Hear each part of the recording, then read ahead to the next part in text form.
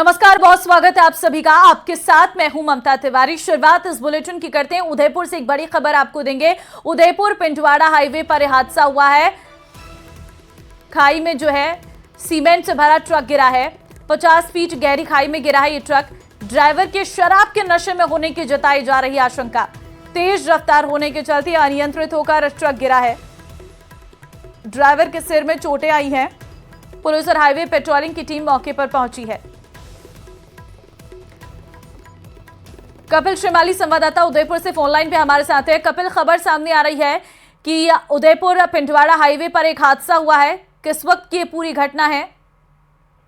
देखिए, ये सीमेंट से भरा हुआ ट्रक था और भिलवाड़ा से पिंडवाड़ा की ओर जा रहा था। उस दिन गोगुंदा के समीप अचानक से अनियंत्रित हो गया। बताया जा रहा है कि चालक नशे में था और तेज रफ्तार ट्रक चला रहा था। उसी दौरान अनियंत्रित होकर गहरी खाई में गिर गया और इस दौरान चालक ने ट्रक से कूदने की कोशिश की। कूदते समय उसके भी सिर में चोट आई है। इसकी सूचना जैसे ही मिली तो हाईवे पेट्रोलिंग की टीम, पुलिस भी मौके पर पहुंची है। ये कुछ देर पहले की घटना बताई जा रही है और पुलिस जो है वो इन्वेस्टिगेशन में जुटी हुई है। कपिल, ड्राइवर के साथ क्या कोई और भी उस बस ट्रक में मौजूद था? देखिए, प्राथमिक जानकारी के अनुसार ट्रक में केवल चालक मौजूद था। वो नशे में था और जब ट्रक अनियंत्रित होकर खाई में गिर रहा था उस समय उसने कूदकर अपनी जान बचाने की कोशिश की और उसी दौरान वो घायल हुआ है। ठीक है कपिल, बहुत धन्यवाद आपका तमाम जानकारी देने के लिए। और धौलपुर से एक बड़ी खबर आपको देंगे। अफीम की अवैध खेती पर बड़ी कार्रवाई की गई है। पुलिस ने राम बख्शा गांव में छापेमारी की है। करीब 2900 किलो अफीम पौधों को जब्त किया है और पुलिस के जवानों ने उखाड़े अफीम के पौधे। करीब 1 करोड़ से भी अधिक आंकी जा रही है इसकी कीमत। पुलिस इस वक्त कार्रवाई में जुटी है। तो अफीम की अवैध खेती पर यह बड़ी कार्रवाई, करीब 1 करोड़ से भी अधिक आंकी जा रही है कीमत। कार्रवाई में इस वक्त पुलिस जुटी हुई है। अफीम की अवैध खेती पर यह बड़ी कार्रवाई देखने को मिली है। करीब 2900 किलो अफीम पौधों को जब्त इस दौरान किया गया है।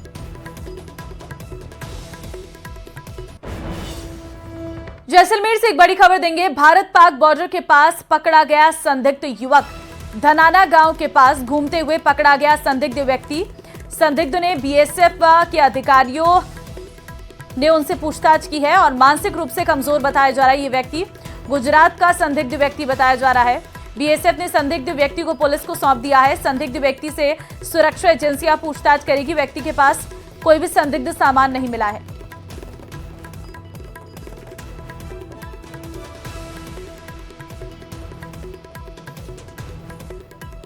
धौलपुर से बड़ी खबर है। धौलपुर में राहुल गांधी की भारत जोड़ो न्याय यात्रा आज। कांग्रेस की यात्रा में कई नेता पहुंचे धौलपुर।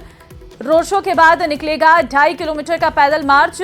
धौलपुर में पैदल रोड शो के बाद यात्रा एमपी के मुरैना में प्रवेश करेगी। करीब 2 बजे हेलीकॉप्टर से धौलपुर पुलिस गार्डन उतरेंगे राहुल गांधी। तो भारत जोड़ो न्याय यात्रा आज धौलपुर में। कांग्रेस की यात्रा में कई नेता मौजूद रहने वाले हैं। सभी धौलपुर पहुंचे हैं और 2 बजे भी राहुल गांधी पहुंच जाएंगे। रोड शो होगा और उसके बाद पैदल मार्च भी किया जाएगा 2.5 किलोमीटर का और उसके बाद ये यात्रा एमपी के मुरैना में प्रवेश कर जाएगी। तो कांग्रेस नेता राहुल गांधी इस वक्त न्याय यात्रा लिए भारत भ्रमण पर निकले हैं। भारत न्याय यात्रा इसका नाम दिया गया। इससे पहले राहुल गांधी की तरफ से भारत यात्रा भी निकाली गई थी जिसमें पैदल मार्च करके राहुल गांधी अलग अलग राज्यों में पहुंचे थे। भारत के हर एक कोने में पहुंचकर वहां की जनता से रूबरू हुए थे और ठीक इसी तरीके से अब ये भारत जोड़ो न्याय यात्रा निकाली जा रही है और फिलहाल ये यात्रा आज धौलपुर में है और इसके बाद ये एमपी के मुरैना में प्रवेश कर जाएगी। अगली खबर सवाई माधोपुर से है, जहां एक पति पत्नी का झगड़ा घर से कोर्ट और कोर्ट से सड़क पर आ गया है। इस दौरान पति और पत्नी के परिजन एक दूसरे से उलझ बैठे और नौबत हाथापाई तक पहुंच गई। सबसे हैरान करने वाली बात यह रही कि थाने से महज 50 मीटर दूरी पर यह घटना हुई है और ये 15 मिनट तक हंगामा चलता रहा। इस दौरान जमकर लाठी और कुर्सियों से दोनों पक्षों ने एक दूसरे पर हमला किया, लेकिन मौके पर पुलिस पहुंच ही नहीं पाई। झगड़े के बाद लालचंद मीणा की ओर से अपनी पत्नी और उसके परिजनों के खिलाफ मानटाउन थाने में रिपोर्ट दर्ज कराई है। तस्वीरें आपके सामने हैं। सड़क पर पति पत्नी का ये झगड़ा और किस तरीके से दोनों परिवारों के लोग आमने सामने होते हैं। हालांकि कुछ वहां पर लोग ऐसे भी हैं जो बीच बचाव कर रहे हैं। अगली खबर राजसमंद से है, जहां आमेठ में करंट की चपेट में आने से 2 लोगों की मौत हो गई है। हादसे में एक महिला 4 साल का बच्चा बुरी तरह से झुलस गया है। जानकारी के अनुसार ये परिवार 11,000 केवी करंट लाइन की चपेट में आ गया, जिससे यह हादसा हुआ। बताया जा रहा है कि विद्युत लाइन टूटकर बाइक पर गिर गई। हादसे में दोनों घायलों का अस्पताल में इलाज जारी है, वहीं शवों को मोर्चरी में रखवा दिया गया है।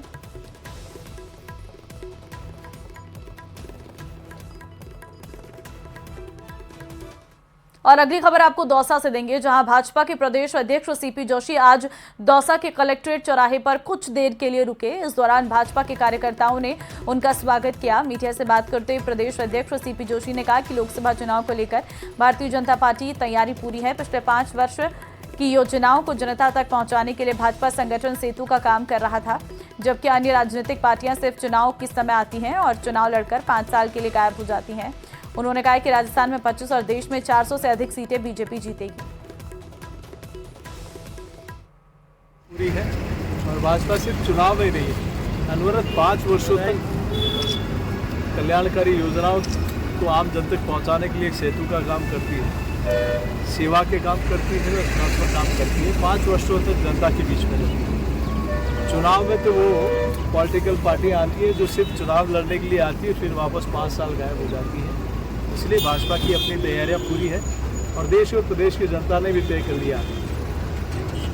देश में 400 पर और राजस्थान में 25 के 25 कमल खिलाकर मोदी जी के कांग्रेस पार्टी ने सिर्फ ढकोसले किए और झूठे वादे किए।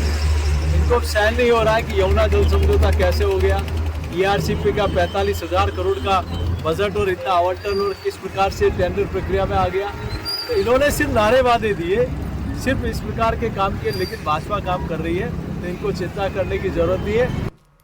दौसा में कृषि एवं आपदा मंत्री किरोड़ीलाल मीणा ने बड़ा बयान दिया है। उन्होंने कहा कि मौसम के बदलाव से हुए नुकसान के मामले में आपदा विभाग की बैठक ली जा रही है। साथ ही आकाशीय बिजली से जिन लोगों की मौत हुई है उन्हें 4 लाख रुपए प्रति परिवार के हिसाब से मुआवजा दिया जाएगा। साथ ही पशुओं की मौत की राशि को भी बढ़ाया गया है। पहले 3,000 का मुआवजा दिया जाता था, अब इसे बढ़ाकर प्रति भेड़ बकरी 6,000 का मुआवजा किया गया है। साथ ही फसल में नुकसान पर भी 50% तक नुकसान होने पर भी मुआवजा दिया जाता था, लेकिन मोदी सरकार के निर्णय के बाद अब 33% मुआवजा दिया जाता है। आपदा कहते हैं और इसमें सूचना मिली है, अभी मैं मीटिंग बुला रहा हूँ 12 बजे शासन सचिवालय में, कि अंधड़ा विशेषकर बिजली गिरने से 5-6 लोग की मौत हो गई, एक जगह 25 भेड़ भी मारी गई, फसल पर भी असर पड़ा है। तो जो कैलेमिटी रिलीफ फंड होता है उसके जरिए हम मृतक को 4 लाख और जो नुकसान होता है उसको असेस कराया जाता है गिरदावरी करा के। तो पहले 50% का मापदंड होता था, मोदी जी के आने के बाद 33% नुकसान जिस फसल में भी होगा उसको सब्सिडी दी जाएगी, सहायता दी जाएगी। अगली खबर कोटा के से है, जहां नांता इलाके में पैंथर का रेस्क्यू करने के प्रयास जारी हैं, लेकिन 2 दिन बाद भी पैंथर जंगल से आबादी क्षेत्र में फिर से नहीं लौटा। क्रेशर जोन में वन विभाग की टीम ने डेरा डाल रखा है। वन विभाग की टीम ने पैंथर के पैरों के निशान की वीडियोग्राफी की और CCTV फुटेज के लिए गए थे। टीम ने स्थानीय लोगों को पैंथर से बचने के लिए जागरूक रहने की अपील भी की है।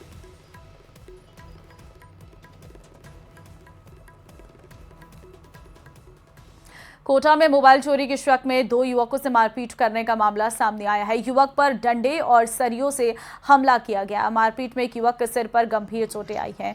पीड़ित ने अनंतपुरा थाने में शिकायत दर्ज कराई है। पुलिस ने शिकायत दर्ज कर मामले की जांच शुरू कर दी है। पीड़ितों के मुताबिक वो रेस्टोरेंट में काम करते हैं। शुक्रवार को कुछ लोगों ने उन पर मोबाइल छीनने का ले जाने का आरोप लगाने के साथ ही डंडे और सरियों से मारपीट की, जिसमें उन्हें चोटें आई हैं। उसके बाद ही रेस्टोरेंट के बाहर खड़ी कार के शीशे भी तोड़ दिए गए।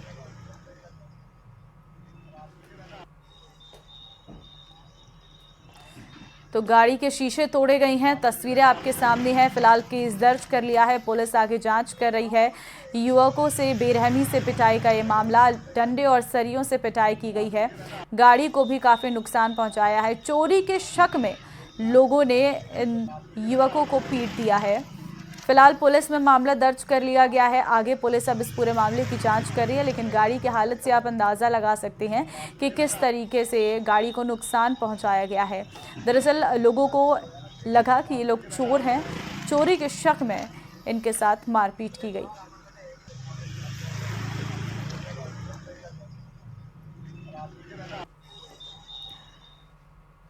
अगली खबर हनुमानगढ़ से है, जहां गोलूवाला में एक दलित मजदूर और उसके भाई की पिटाई का वीडियो सोशल मीडिया पर वायरल हो रहा है। इस संबंध में गोलूवाला थाने में पीड़ित राजू के गांव के ही धर्मवीर और बलराम के खिलाफ अपने साथ और अपने भाई के साथ मारपीट करने और जाति सूचक शब्दों से अपमानित करने का मुकदमा दर्ज करवाया है। वीडियो में एक आरोपी रात के वक्त दोनों से मारपीट करता हुआ दिखाई दे रहा है। सूत्रों के अनुसार दोनों पक्षों में रुपयों को लेकर विवाद था, जिसको लेकर झगड़ा हुआ और झगड़े के दौरान शोर शराबा सुनकर आसपास के लोगों ने दोनों भाइयों को छुड़वाया। इस संबंध में गोलूवाला पुलिस ने SC/ST एक्ट सहित अन्य धाराओं में मामला दर्ज किया।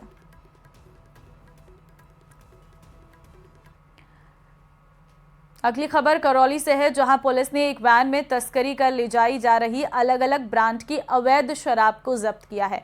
पुलिस ने तस्करी के काम में ली जा रही वैन को जब्त कर तस्कर को गिरफ्तार किया। हालांकि कार ड्राइवर मौका पाकर फरार हो गया है। पुलिस ने मामला दर्ज कर जांच शुरू कर दी है। पुलिस के मुताबिक गश्त के समय सूचना मिली कि एक इको वैन में अवैध शराब भरी हुई और बस स्टैंड और गुलाब बाग तिराहे के बीच में खड़ी है, जिसके बाद इस कार्रवाई को अंजाम दिया गया।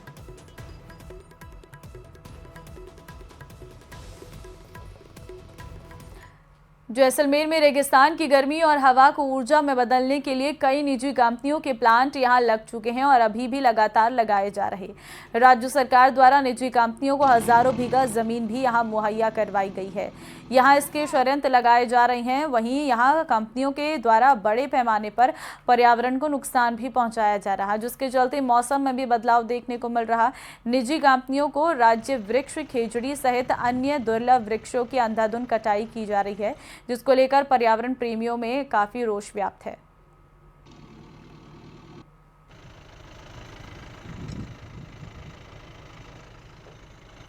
ये बहुत दुर्भाग्यपूर्ण है जैसलमेर के लिए, पर्यावरण के लिए।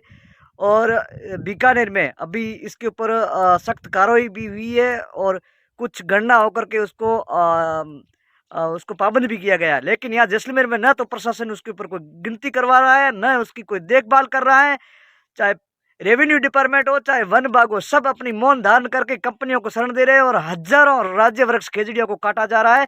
हमारी एक ही मांग है, इनको खेजड़ियों को आप गिनती करके उसको सुरक्षित किया जाए। अगर नहीं किया गया तो हम चिपको आंदोलन शुरू करेंगे, क्योंकि हमारे सामने, आंखों के सामने हमारी इस पर्यावरण को, राज्य वृक्ष खेजड़ी तुलसी को हम आंखों के सामने नष्ट होते नहीं देख सकते हैं। चलिए आगे बढ़ते हैं। सीकर से दिल दहला देने वाला एक मामला सामने आया है। यहाँ के मोहल्ला दराब में एक शराबी पिता ने 2.5 साल की मासूम को छत से नीचे फेंक दिया, जिससे मासूम की मौत हो गई। उसने मासूम को महज इसलिए नीचे फेंक दिया क्योंकि पत्नी ने शराब के लिए पैसे देने से इनकार कर दिया था। पुलिस ने पत्नी की शिकायत पर हत्या का मामला दर्ज कर आरोपी को गिरफ्तार कर लिया है। तो बेहद ही हैरान करने वाली ये पूरी घटना है। गुस्से में शराबी पिता ने अपने बच्चे की जान ले ली है, मासूम को छत से फेंक दिया और उसकी मौत हो गई है। नशेड़ी पिता ने जिसकी तस्वीर हम आपको दिखा रहे हैं, इस बच्चे को गुस्से में नीचे फेंक दिया छत से, बच्चे की मौत हो गई है। महिला ने अपने बच्चे की मौत के बाद पुलिस थाने में शिकायत दर्ज की है। टोंक जिले के नासिरदा पुलिस ने अवैध बजरी परिवहन के खिलाफ कार्रवाई की है। पुलिस टीम ने अलग अलग ठिकानों पर कार्रवाई कर अवैध बजरी से भरी 2 ट्रैक्टर ट्रॉली जब्त की हैं। गश्त के दौरान थावला से रामथला रोड पर पुलिस को देखकर ट्रैक्टर चालक ट्रैक्टर छोड़कर फरार हो गए। पुलिस ने ट्रैक्टर जब्त कर चालक और ट्रैक्टर मालिक के खिलाफ मामला दर्ज कर जांच शुरू कर दी है। खैरथल में एक घर में खाना बनाते समय एलपीजी सिलेंडर में ब्लास्ट हो गया। सिलेंडर की वजह से हुए ब्लास्ट के बाद घर में रखे पटाखे के स्टॉक में आग लग गई और तेज धमाके हुए। इससे घर की छत उड़ गई। बताया जा रहा है कि मकान मालिक पटाखे बेचने का काम करता है। इस घटना में 4 लोग घायल हुए हैं। इनमें एक बुजुर्ग को गंभीर हालत में अलवर रेफर किया गया है। मामला वार्ड 22 की जो जसोरिया कॉलोनी का है। पुलिस के मुताबिक रोहिदास बड़बुजा में मकान में सिलेंडर में ब्लास्ट हुआ है। इसके बाद स्थानीय लोगों ने पुलिस को सूचना दी। सूचना देने के बाद 30 मिनट बाद पुलिस और दमकल की गाड़ियां मौके पर पहुंची। फिलहाल आग पर काबू पाया जा चुका है।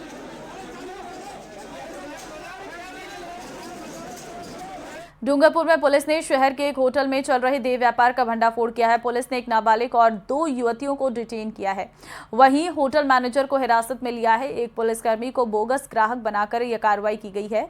पुलिस के मुताबिक बीती रात होटल लक्षद्वीप एनक्लेव में देह व्यापार की सूचना मिली थी, जिस पर पुलिस की टीम होटल पहुंची और पुलिस ने एक कांस्टेबल को बोगस ग्राहक बनाकर अंदर भेजा और इस कार्रवाई को अंजाम दिया। तो सेक्स रैकेट का यहां पर बड़ा पर्दाफाश हुआ है। पुलिस ने 2 लड़कियों को डिटेन किया है। होटल मैनेजर को भी गिरफ्तार किया है। बोगस ग्राहक बनकर ये कार्रवाई को अंजाम दिया गया है।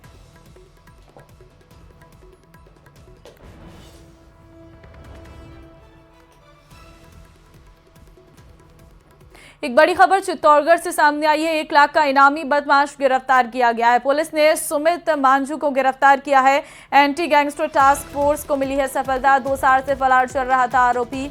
हत्या समेत कई अन्य मामलों में लिप्त था आरोपी। सांवलिया जी दर्शन करने पहुंचा था आरोपी। एंटी गैंगस्टर टास्क फोर्स की टीम ने आरोपी को धर दबोचा है। 2 साल से ही आरोपी फरार चल रहा था। 1 लाख का इनामी बदमाश गिरफ्तार।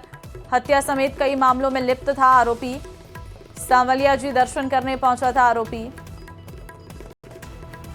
एंटी गैंगस्टर टास्क फोर्स की टीम ने आरोपी को धर दबोचा। पुलिस ने सुमित मांझू को गिरफ्तार किया है। एंटी गैंगस्टर टास्क फोर्स को एक बड़ी सफलता यहां पर मिली है। 1 लाख का इनामी बदमाश 2 साल से फरार चल रहा था। हत्या समेत कई मामले इस आरोपी पर दर्ज थे। पश्चिमी विक्षोभ के कारण करौली जिले में मौसम का मिजाज बिगड़ा हुआ है। जिले में अधिकतर स्थानों पर लगातार रुक रुक कर बूंदाबांदी, हल्की बारिश का दौर जारी है। रात भर रुक रुक कर बारिश और तेज हवाओं का दौर चलता रहा, जिससे तापमान में भी गिरावट आई है। मौसम विभाग ने रविवार तक हल्की बारिश और तेज हवाओं की संभावना जताई है। 24 घंटे में जिले में 5.2 mm बारिश भी दर्ज की गई है। तेज हवा और बारिश के कारण खेत में पककर तैयार खड़ी और काट कर रखी गई फसल को नुकसान पहुंचा है, जिससे किसानों की चिंता बढ़ गई है। करौली कृषि विभाग संयुक्त निदेशक बीडी शर्मा ने बताया कि बीते 24 घंटे में करौली में 8 mm, मासलपुर में 12, सपोटरा में 2 mm, मंडरायल में 2 mm, हिंडौन में 4, सुरोच में 5 mm, करणपुर में 2 mm और कुड़गांव में 4 mm बारिश दर्ज की गई। वहीं अलवर के ग्रामीण क्षेत्रों में पश्चिमी विक्षोभ के चलते शुक्रवार शाम से ही मौसम का मिजाज बदल गया है। तेज हवाओं के साथ साथ बारिश और ओलावृष्टि का दौर लगातार जारी है। लोगों को सर्दी का एहसास भी हुआ है। तो वहीं इस बारिश से चना की फसल में फायदा तो हुआ, लेकिन गेहूं की अगेती फसल तेज हवाओं के चलते खेतों पर पसर गई है। बेमौसम बारिश से सरसों की पकी हुई फसल में करीब 30 से 40% का नुकसान होने की आशंका है, जिसके चलते किसान चिंतित हैं। मौसम विभाग ने आज भी बारिश का येलो अलर्ट जारी किया है। बारिश से तो बहुत ही नुकसान है। सरसों में सबसे ज़्यादा नुकसान है, और जो प्याज की फसल लगा रहे हैं किसान, जो कण बुआई हो रही है इस समय, इसमें बहुत ज़्यादा नुकसान कर रहा है। और गेहूं की फसल है अब तो तैयार हो चुकी है, जो आड़ी पड़ गई, खेतों में पानी भर गया ज़्यादा से, जिससे बहुत ज़्यादा आधा। सर मैं बताना चाहूँगा कि जो ये असमय जो ये पश्चिमी जो विक्षोभ जो सक्रिय हुआ है, इससे किसानों के चेहरे मायूस हैं। और जो सरसों की फसल जो आगे थी उसमें भी बहुत ज़्यादा नुकसान हुआ है। और जो अभी पछती जो सरसों की फसल खड़ी हुई है वो भी समय पर कट नहीं रही है, और बिल्कुल वो लावणी आई हुई है और वो झड़ रही है सरसों इस समय। अगली खबर राजसमंद से है। भगवान श्री चारभुजा नाथ गढ़बोर में फाल्गुन उत्सव की शुरुआत हो चुकी है। पंचमी के दिन पुजारियों ने विधि विधान पूर्वक फागनिया गाकर भगवान चारभुजा नाथ के फाग उत्सव की शुरुआत की। 1 महीने तक चलने वाला इस फागन उत्सव में देश भर के हजारों श्रद्धालु दर्शन के लिए चारभुजा जी आएंगे। होली के दूसरे दिन से ही 15 दिन के लिए निज मंदिर में गैर महोत्सव का कार्यक्रम शुरू हो जाएगा।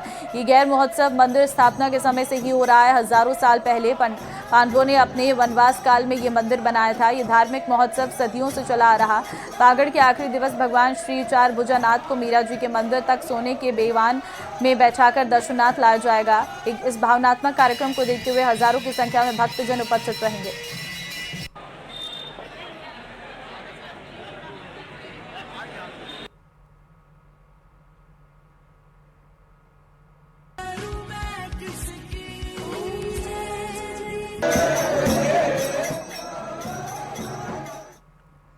माउंट आबू की राजकीय आयुर्वेदिक चिकित्सालय अपनी शानदार चिकित्सा पद्धति के लिए जाना जाता है। यहाँ 11 मार्च को माउंट आबू के पंचकर्म कार्यशाला का आयोजन हो रहा है, जो राज्य स्तर का है, जिसमें इलाज कराने के लिए दूर दूर से लोग आते हैं। माउंट आबू के चिकित्सालय से इस पद्धति को और बेहतर कैसा किया जाए, इस पर विचार विमर्श होगा।